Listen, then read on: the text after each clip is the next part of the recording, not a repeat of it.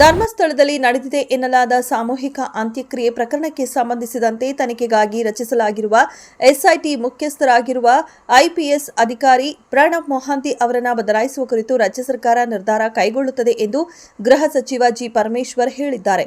ರಾಜ್ಯದ ಆಂತರಿಕ ಭದ್ರತಾ ವಿಭಾಗದ ಪೊಲೀಸ್ ಮಹಾನಿರ್ದೇಶಕ ಪ್ರಣಬ್ ಮೊಹಾಂತಿ ಅವರು ಕೇಂದ್ರ ಸೇವೆಗೆ ಅರ್ಹತೆ ಪಡೆದ ಡಿಜಿಪಿಗಳ ಪಟ್ಟಿಯಲ್ಲಿ ಸ್ಥಾನ ಪಡೆದಿದ್ದಾರೆ ಎಂದು ವರದಿಯಾಗಿದ್ದು, ಅವರನ್ನು ಬದಲಿಸುವ ಕುರಿತು ಗೃಹ ಸಚಿವ ಜಿ ಪರಮೇಶ್ವರ್ ಹೇಳಿದ್ದಾರೆ.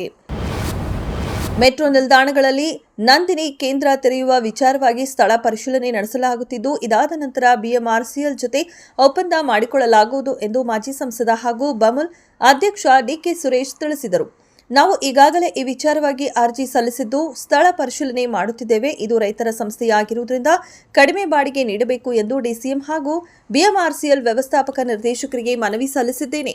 ಸ್ಥಳ ಪರಿಶೀಲನೆ ಬಳಿಕ ತೀರ್ಮಾನ ಕೈಗೊಳ್ಳುತ್ತೇನೆ ಎಂದರು. ಕರ್ನಾಟಕಕ್ಕೆ ಅಗತ್ಯವಿರುವ 1.35 ಲಕ್ಷ ಮೆಟ್ರಿಕ್ ಟನ್ ಯೂರಿಯಾವನ್ನು ಮುಂದಿನ 10 ರಿಂದ 15 ದಿನಗಳಲ್ಲಿ ಪೂರೈಸಲಾಗುವುದು ಎಂದು ಕೇಂದ್ರ ರಾಸಾಯನಿಕ ಮತ್ತು ರಸಗೊಬ್ಬರ ಸಚಿವ ಜೆಪಿ ನಡ್ಡಾ ಭರವಸೆ ನೀಡಿದ್ದಾರೆ ಎಂದು ಸಂಸದ ಮಾಜಿ ಸಿಎಂ ಬಸವರಾಜ ಬೊಮ್ಮಾಯಿ ಹೇಳಿದ್ದಾರೆ.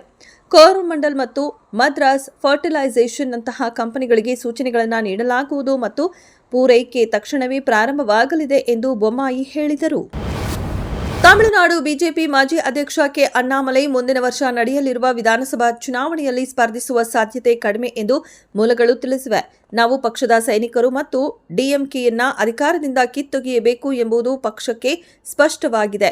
ಪಕ್ಷವು ಒಂದು ನಿರ್ಧಾರ ತೆಗೆದುಕೊಂಡಿದೆ. ನಮ್ಮ ರಾಷ್ಟ್ರೀಯ ನಾಯಕರು ಎಐಎಡಿಎಂಕೆ ಪ್ರಧಾನ ಕಾರ್ಯದರ್ಶಿ ಎಡಪ್ಪಾಡಿ ಕೆ ಪಳನಿಸ್ವಾಮಿ ನೇತೃತ್ವದಲ್ಲಿ ಚುನಾವಣೆಗಳನ್ನು ಎದುರಿಸಲು ನಿರ್ಧರಿಸಿದ್ದಾರೆ ಎಂದು ಅಣ್ಣಾಮಲೈ ಮಾಧ್ಯಮಗಳಿಗೆ ಪ್ರತಿಕ್ರಿಯೆ ನೀಡಿದ್ದಾರೆ.